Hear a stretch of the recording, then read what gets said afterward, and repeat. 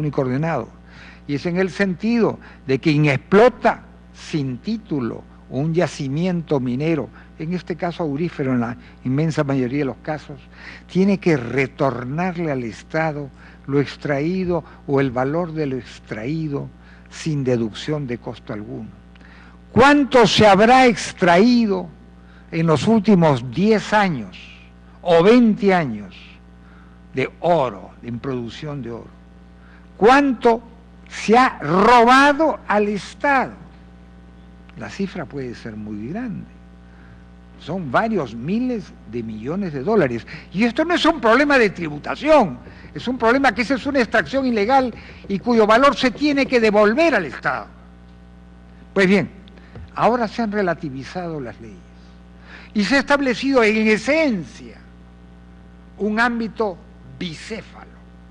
La minería ilegal que se ubica en las áreas naturales protegidas de uso indirecto, parques nacionales, santuarios históricos, y con una mayor, una menor interdicción las zonas de amortiguamiento, que muchas veces se explota con grandes maquinarias, como hemos visto.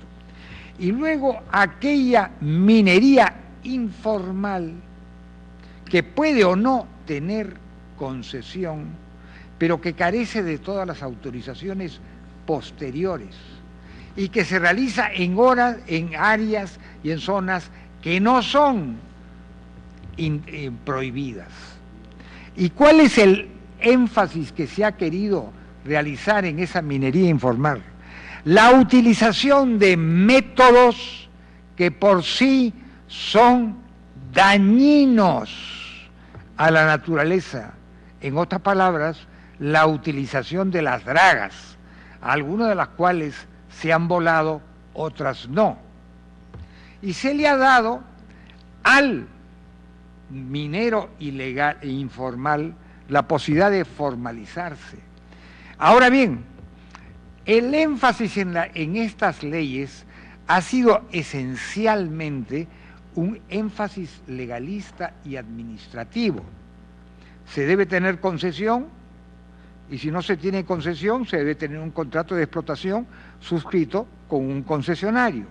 Se debe tener una autorización del uso de la tierra, que en algunos casos, si se trata del terreno superficial de la concesión, que constituye un terreno eriazo de dominio estatal, se le da automáticamente.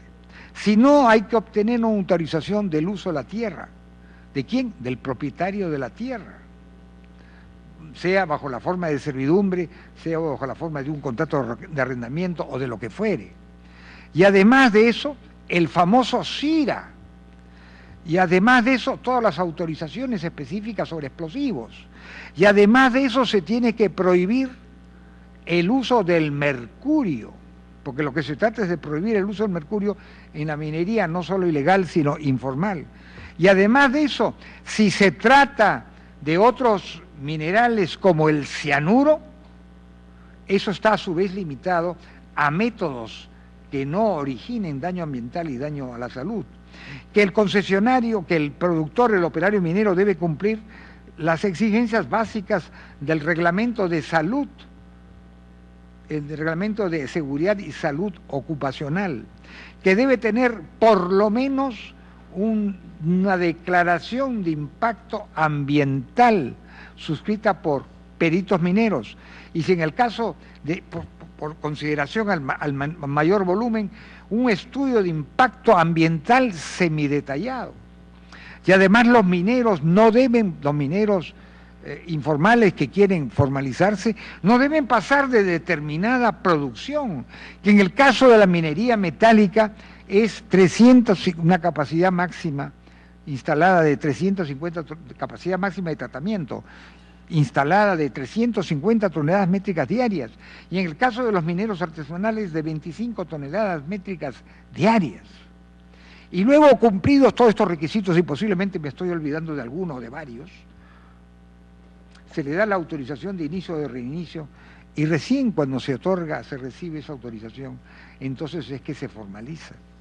Todo eso con un informe previo del gobierno central, porque quien da la autorización del gobierno central, o sea, de la Dirección General de Asuntos Ambientales, y en lo que se refiere y la Dirección General de Asuntos Ambientales Mineros y también la Dirección General de Formalización Minera, que se acaba de crear en el Ministerio de Energía y Minas. Y no me refiero a la minería, al régimen general y a la mediana y gran minería, me refiero solo a la minería pequeña. Todo esto posiblemente, en mi opinión, no creo que pueda realizarse para abril del año 14, pero estar dando por anticipado prórrogas, creo que en prórrogas de repente no nos vamos al año, no excederíamos del año 2014, sino de repente nos iríamos al año 2114. Y además este es un problema que debemos considerarlo, que hay una evidente alianza o coalición de los grupos antimineros que se oponen a la minería legal y a la minería informal, que están asociados con estos mineros ilegales o mineros informales que desean seguirlo siendo, porque entre otras cosas no tributan. Aún así se les dé una exoneración temporal del artículo 152 y además posiblemente, y lo digo como hipótesis, aunque se repite mucho, que haya un vaso comunicante directo e indirecto de esta actividad con la actividad subversiva del narcotráfico y del narcoterrorismo. Entonces, este problema efectivamente requiere de mucha reflexión, pero creo que más que reflexión, requiere del gobierno acción, firmeza y no debilidad. Acción para volar las dragas, para inutilizar las dragas, que pueden ser drogas también, valga la vecindad de la palabra. Acción para incautar equipo y maquinaria que no corresponde a las características de esos llamados pequeños mineros que de pequeños solo pueden tener quizás una pequeña sinvergüencería o grande sinvergüencería, porque se están burlando a la ley. Y entonces es un tema del que hemos discutido mucho, que se debe seguir discutiendo, que se debe seguir reflexionando, pero sobre todo no se debe seguir inactuando. Y la mejor reflexión vendrá con una mayor acción, porque esa es la única forma de vencer situaciones conflictivas que pueden ser equiparables a las de una guerra o de un conflicto que muchas veces puede llegar a ser un conflicto y un enfrentamiento armado. Esa es mi posición sobre el tema, señor presidente. Muchas gracias, congresista Martín Belaunde. Quisiera hacer algún comentario, señores congresistas. Tenemos en la mesa las opiniones de los sectores involucrados en este tema de minería. Estamos hablando del Ministerio de Energía y Minas, quien tiene una opinión desfavorable. Igualmente, tenemos la opinión del Ministerio de la Producción, una opinión negativa. Igual del Ministerio del Ambiente, de igual modo, opinión en contra.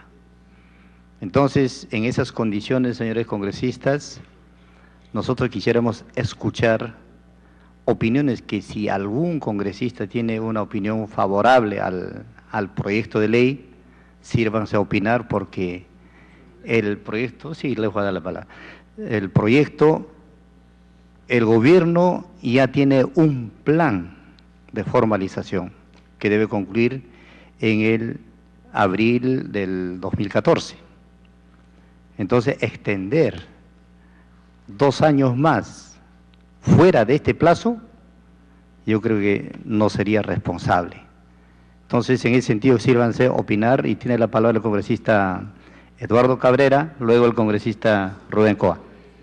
Muchas gracias, señor presidente. Los que tienen opiniones favorables o en contra. Yo justamente quiero dar una opinión que creo que va a servir un poco. Por supuesto. Por supuesto, señor presidente, con su... Sí, tiene la palabra el congresista. De manera Rubén. muy breve, señor presidente. Había cuenta de que todas las opiniones de los sectores consultados son negativos. Yo sugiero, solicito, señor presidente, a través suyo, que si hubiera alguna opinión a favor, que ésta sea sustentada para entablar un debate como corresponde. Y creo además, con el respeto que merece el colega proponente, que está muy bien que haya un debate, que este es el espacio donde debieran, digamos, señalarse los puntos a favor y en contra, solo con la recomendación de que, digamos, no sea muy extenso este debate, tomando en consideración, obviamente, ya la posición de la bancada nacionalista, en vista de que nosotros respaldamos plenamente la política que en este momento en torno a interdicción está impulsando nuestro gobierno y que, con el fraterno respeto, obviamente este proyecto es totalmente contrario, ¿no es cierto? Esa es la posición. Si amerita un debate más amplio en torno a esta propuesta, que debe ser, vuelvo a reiterar, con todo respeto a nuestro colega, debatido en lo que corresponda. De lo contrario, recomiendo de que haya una precisión en el tema. Muchas gracias. Gracias, gracias, señor presidente. Vamos a hablar de la minería del Perú, una cosa muy introductoria muy corta. Definitivamente la minería de la Sierra del Perú es quizá la minería más rica del mundo. Los yacimientos minerales, no solamente de cobre, sino de otros metales, lo ameritan de esa manera. Y esto es una cosa que no solamente la vemos en el Perú, sino se reconoce en el exterior. Las reservas de minerales de cobre, de plomo, de minerales de zinc, de plata, de oro, de molibdeno, de estaño, son realmente extraordinarias en el caso del Perú. Y estamos en los primeros puestos y creo que vamos a terminar en el primer puesto de casi todos los metales. Si es que trabajamos ordenadamente como se ha venido haciendo en los últimos 20 años, lo que explotando de acuerdo a criterios técnicos de última generación los minerales que tenemos que explotar, sea subterráneo o sea por tajo abierto. Y eso va a seguir teniendo éxito y el Perú con ello va a crecer en producción, en moneda lógicamente extranjera para sus transacciones, va a generar utilidades para los obreros que le dan un mayor ingreso económico, lógicamente mayores recaudaciones fiscales y además una promoción para la industria muy importante, no hacia arriba, sino hacia atrás, en el sentido de que la minería atrae muchísimas industrias al crecimiento. Pueden ser en la industria metalmecánica, en el caso de chancadoras, de secadoras, de molinos, lógicamente, de molinos de chumaceras y tantas otras cosas que ha hecho que la industria metalmecánica del Perú crezca, y no decir en la textilera y también en la plástica. Pero esta maravilla que significa la minería que se ha desarrollado en los últimos 20 años, de acuerdo a ciertos patrones, no la vamos a tocar, porque me parece que debe ser intocable y tiene que seguir creciendo. Pero como todo en la vida y en economía, cuando se habla justamente de la economía, se dice que hay que sincerar la economía. Así se llega, ¿para qué? Para evitar déficits fiscales, para evitar inflación y para evitar tantas cosas que en el pasado nos ha enseñado y hoy día tenemos una situación indiscutiblemente muchísimo mejor. Y el Perú, siendo todavía un país con deficiencias, ha mejorado muchísimo por ese camino. Pero hay que sincerar también el problema de la pequeña minería y de la minería informal. Hay que decir las cosas no como queremos o como nos las dicen, sino como son. Comencemos primero porque la minería informal, ilegal, se sitúa en diferentes partes del Perú. Una está en la zona, digamos, que comienza en Acarí o en Ica y termina en Ocoña, o termina en el sur del Perú, en la costa, donde fundamentalmente es una minería o de cobre o de oro. Luego tenemos la minería de oro de la zona de Carabaya y de los yacimientos de placeres que hay en la zona de Puno. Tenemos la minería del Marañón, donde también hay mucho pequeño minero. Tenemos la minería del norte del Perú, en la zona de Tambo Grande, que también hay muchísimos mineros. Y finalmente tenemos la minería de Madre de Dios. Comencemos por lo siguiente. La gran mayoría de los pequeños mineros y de los mineros informales que trabajan en el Perú están en concesiones otorgadas por el Estado. Las concesiones de Madre de Dios las ha otorgado el Estado peruano a través de leyes promotoras, no durante un año, durante décadas. En consecuencia, mucha gente la que trabaja allí trabaja ligado justamente a una concesión minera otorgada por el Estado, que es propiedad de una persona determinada, que por supuesto establece contratos de arriendo o contratos de trabajo. Entonces no es tan ilegal como la gente dice. En realidad el Estado está comprometido en ello porque hay una historia que lo compromete. Y no puede de la noche a la mañana decir váyanse todos a su casa. Es inconsecuente, es inmoral. Puede que no sea ilegal porque si tú le pones nuevas leyes, la puedes hacer legal, ilegal, pero no es muy moral que digamos. Y lo mismo ocurre en el caso de las minerías de Nazca y más al sur de Nazca, las minerías del norte del Perú, donde sí hay algunas zonas que han sido invadidas, pero esas son las menores. La gran mayoría de la minería informal está sobre concesiones y derechos mineros otorgados por el Estado y que, directa o indirectamente, los mineros la trabajan. Lo que no tienen es quizá una contabilidad organizada. Y cuando se dice que no pagan impuestos, también es una falsedad. ¿Por qué? Porque los pequeños mineros o los mineros informales, cuando compran sus elementos logísticos para producir, pagan impuestos generales a las ventas, pagan impuestos selectivos al consumo. Y cuando tienen una máquina perforadora o tienen una compresora y la adquieren en el mercado, pagan impuestos generales a las ventas, impuestos selectivos al consumo y pagan también igualmente los impuestos de importación. Y cuando se dice que no pagan impuestos a las utilidades, tampoco llega a ser totalmente verdad. ¿Por qué? Porque uno, cuando tiene una contabilidad formal, uno deduce el impuesto general a las ventas de tal manera que uno tiene menos utilidades que pagar porque aplica el impuesto general a las ventas que uno ha gastado a la hora de producir. Eso no lo hace el minero informal. En consecuencia, el minero informal deja de, no paga impuesto a la renta de forma directa, pero en forma indirecta sí lo hace. O sea que por ahí no creo que esté el problema. El problema está que tenemos que ponernos de acuerdo y, sincerando justamente estas cosas, ver la manera, porque yo creo que los mineros finalmente se van a poner de acuerdo. No creo que de acá al mes de abril, creo que va a durar un poco más. Pero lo que sí es cierto que no son 50.000 personas, estamos hablando de 400.000 seres humanos, que además hay una cuestión de reto y respuesta producto del gran precio del oro, de los metales y el gran precio del cobre, la que los ha hecho introducirse en esta producción que ha ido creciendo de una manera realmente extraordinaria. Vuelvo a decir, tenemos que ver la manera de buscar cercanías y no distancias, de buscar afectos y no discordias. Porque en términos sociales, yo no trato de decir acá el problema social, no. El problema social es grave cuando se violentan las relaciones, cuando se violentan las circunstancias.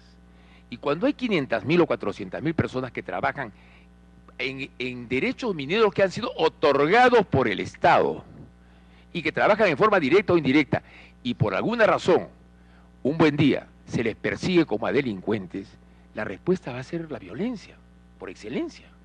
No va a haber otra manera como ellos van a poder responder.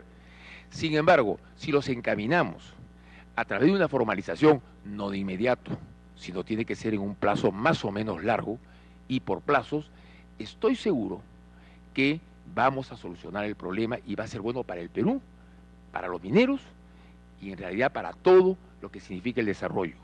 Quiero decir otra cosa, en cuanto a la contaminación ambiental. La gente te dice el mercurio.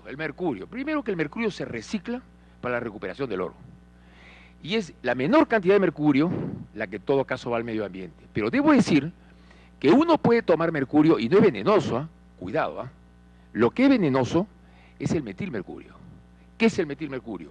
Cuando uno evapora la amalgama y lógicamente deja el bullion de oro, ese mercurio que ha ido, esa pequeña cantidad de mercurio que ha ido a la atmósfera, precipita. Y como en la selva, fundamentalmente, hay una cierta fermentación por razones naturales de lluvias y de temperaturas, se forman ciertos grados de metanol. El metanol forma en realidad un radical metílico. El metano transforma el metanol y el metanol se transforma en un radical metílico. Se combina de una manera muy cercana el mercurio en pequeñas cantidades con ese radical metílico y forma el metilmercurio. Eso es lo que envenena, fundamentalmente, eso es lo que envenena, que son cantidades muy pequeñas, pero que hay que controlarlas. Y luego, en cuanto a las plantas concentradoras, que tratan, por ejemplo, el oro con cianuro, o tratan los minerales de sulfuros por flotación a través de santatos, tanto los santatos como el cianuro, en las plantas relaveras, que son horizontales en el caso de Nazca, sencillamente se biodegradan. ¿Qué quiero decir con eso? Se integran a la naturaleza y algo más. Los nuevos productos que se generan en términos físico-químicos son inofensivos, no son venenosos y no hacen daño a nadie. Y como además las plantas que fundamentalmente están en la zona de Nazca y Yacarí están en zonas planas, no hay lluvias, en consecuencia el desplazamiento inclusive de los relaves no hace tampoco ningún daño. Yo con esto no hay que interpretar de que se trata que la minería ilegal se mantenga de la manera como se va a mantener ahora, no. Tenemos definitivamente que ennoblecerla, tenemos que enriquecerla en términos de formalidad, pero no podemos ir al choque. La terapia de grupo, entre lo que significa formalizar a los mineros en tan corto plazo, lo único que va a generar es una violencia que no la deseo para nadie y menos para el Perú. Muchas gracias. Muchas gracias. Gracias, congresista. Sí, tiene la palabra el congresista Rubén Coa. A ver, señor presidente, yo aprecio todos los conceptos que se vienen virtiendo y respeto con mucha franqueza todas las propuestas y que tienen que ser ciertamente debatidas.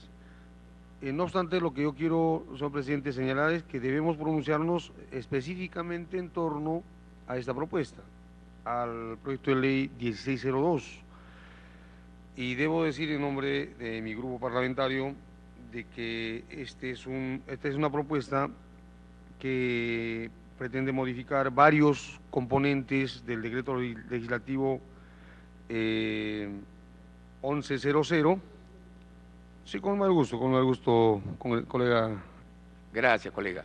Muchas gracias, presidente. No solamente para decir, yo no soy partidario de aprobar este proyecto de ley de ninguna manera, me voy a abstener. O sea, pero con todo he expresado aquello que creo y pienso que es bastante acertado para poder hacer una política de formalización en los próximos meses y, si es posible, en los próximos años. Sí, gracias. Entonces, de manera muy sintética, esta propuesta colisiona frontalmente con la política actual que se viene implementando de parte de nuestro gobierno en materia de formalización de la minería ilegal, la minería artesanal e interdicción. De forma entonces que pueden haber ciertamente ribetes del debate en torno a todos los aspectos y las estrategias que comprenden esta política de formalización e interdicción, ciertamente. Pero de manera concreta, no estamos de acuerdo con esta propuesta en tanto, entre otros temas, tienen que ver con aspectos centrales y sustantivos de los decretos legislativos 1099 y particularmente el 1100, respecto al cual propone varias modificatorias, porque en la práctica, señor presidente, colegas, lo que proponen es la eliminación de la prohibición de casi todas las maquinarias que actualmente están usando los mineros ilegales en Madre de Dios y otras zonas del país, y solo se mantendría la prohibición de usar las dragas u otros artefactos similares en dimensiones, capacidad y magnitud, con lo cual, de aprobarse, esta propuesta habilitaría a todos los mineros a usar prácticamente de todo. Ese es el tema de fondo. Y en segundo término, este tema de la ampliatoria que ha sido comentado. Tenemos un cronograma que está en curso, hay marchas y contramarchas ciertamente, hay una serie de propuestas, hay mesas técnicas que se están implementando, hay un alto comisionado en referencia al tema, y esto estaría siendo desconocido con esta propuesta porque estaríamos posibilitando la habilitación e incursionando en los temas de los cronogramas ya establecidos también. Por estas consideraciones, considero que, salvo hubiera una opinión en contra, nosotros vamos a tener una posición contraria, señor presidente. Señor presidente, yo creo que ya... Tiene la palabra, congresista.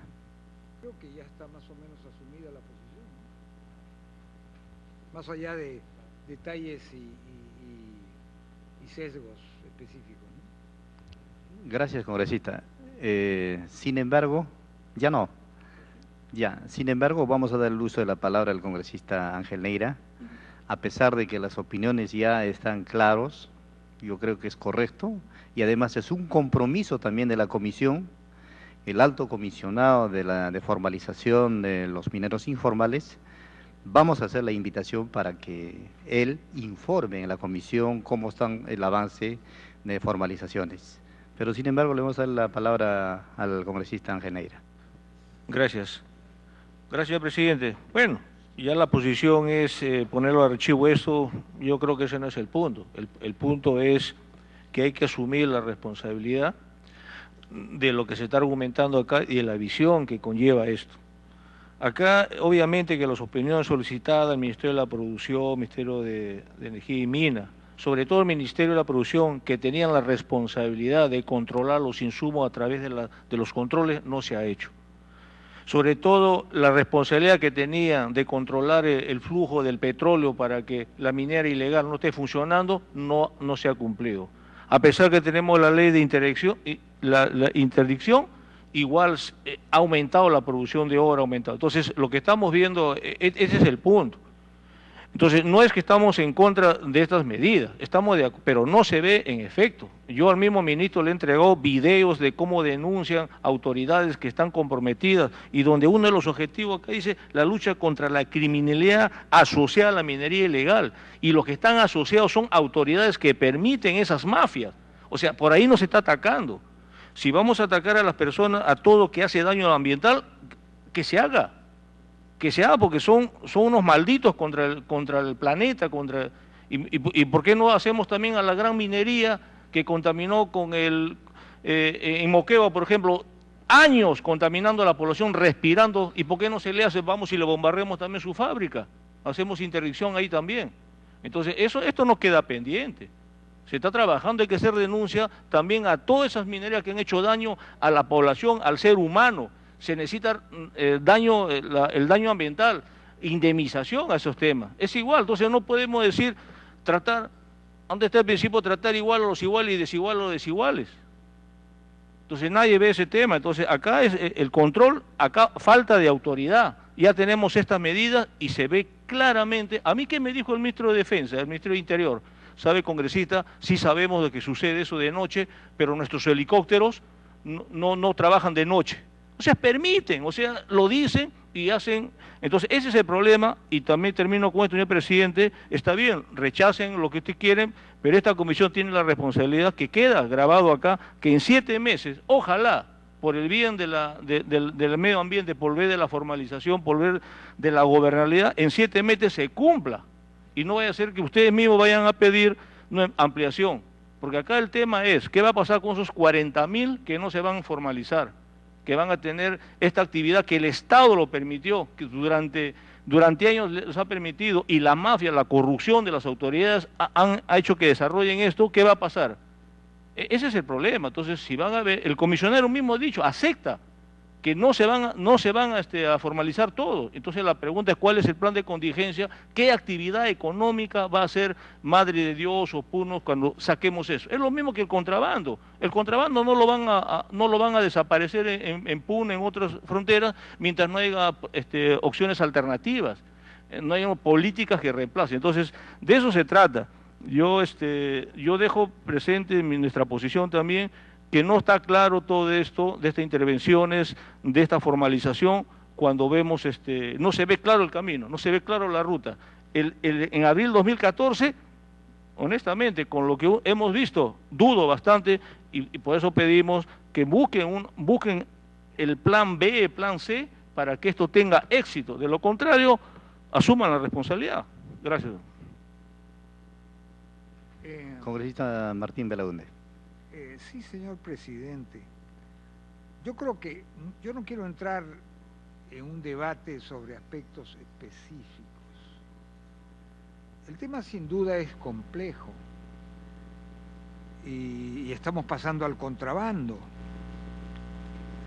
Bueno, el contrabando existe y es una realidad, el delito existe y es una realidad. La ilegalidad existe y es una realidad. Pero no por eso la vamos a confirmar, a regularizar, a legalizar.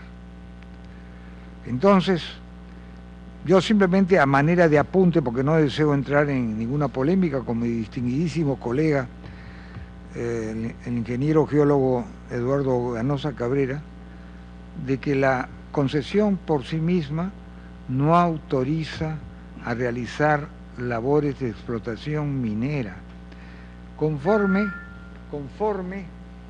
a un reglamento aprobado el año 2008, del gobierno de Alan García, y que se ha elevado a la categoría legal mediante uno de estos decretos, creo que 1105, estos decretos comprendidos entre el 1099 y 1107. De manera pues que, si bien la concesión da derecho a explotar y el tener la concesión puede despejar el problema de retornar la materia extraída conforme al artículo 152 del texto único ordenado, que el ingeniero Cabrera debe conocer de memoria, eso no implica que tiene, por lo menos desde la dación de ese artículo, de esa norma, que es del año 2009-2008, no implica que se esté autorizando per se la minería informal y menos la ilegal. Yo creo que deberíamos pasar a votación. Simplemente hago esta acotación para fines de registro en el acta y en la transcripción, con pleno respeto a las opiniones de aquellas personas que mantengan una posición que sea en alguna forma divergente de la que acabo de expresar. Gracias, señor presidente. Muchas gracias, congresista Martín Belaunde. Sí, efectivamente creo que tiene los comentarios, todos tienen sustento, pero yo quiero mencionar lo siguiente, congresistas. Este proceso de formalización en curso ya se ve los primeros frutos. En la región del Cusco, hoy ya existen ya mineros formalizados. O sea, ya se va a dar una lista ya, seguramente le va a dar a conocer ya el alto comisionado en una sesión próxima. Por lo tanto, señores congresistas, vamos a poner a voto ya de una vez este proyecto de ley. Los señores congresistas que están de acuerdo en archivar este predictamen recaído en el proyecto de ley 1602-2012 CR, que modifica el decreto legislativo 1100. Sírvanse levantar la mano, señores congresistas. A favor del archivo. Sí. El congresista Martín Belaunde, congresista Bedoya, el congresista Martín Teixeira, el congresista Mariano Portugal, abstención, el congresista Rubén Coa, a favor. Los señores congresistas que están de acuerdo en aprobar este predictamen, proyecto de ley 1602.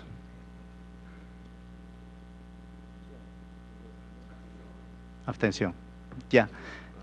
Abstención, el congresista, listo, el congresista Cabrera, el congresista Medina, abstención, el congresista Ángel Neira, abstención, el congresista,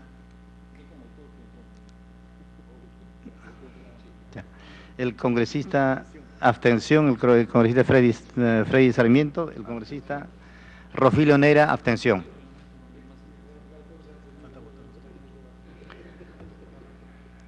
Sí, voto a favor el presidente de la comisión.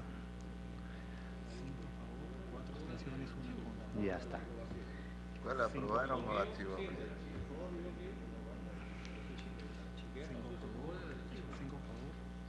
5 votos a favor, señores congresistas, 4 abstenciones, 1 en contra. Ha sido aprobado el archivo.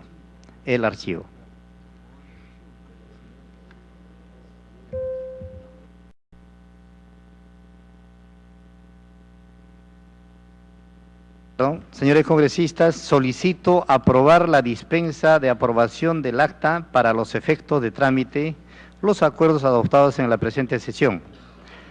Agradeciendo, sírvanse a levantar la mano, agradeciendo a los señores congresistas por su asistencia y participación, siendo las 5:18, se levanta la sesión. Bueno, de esa manera...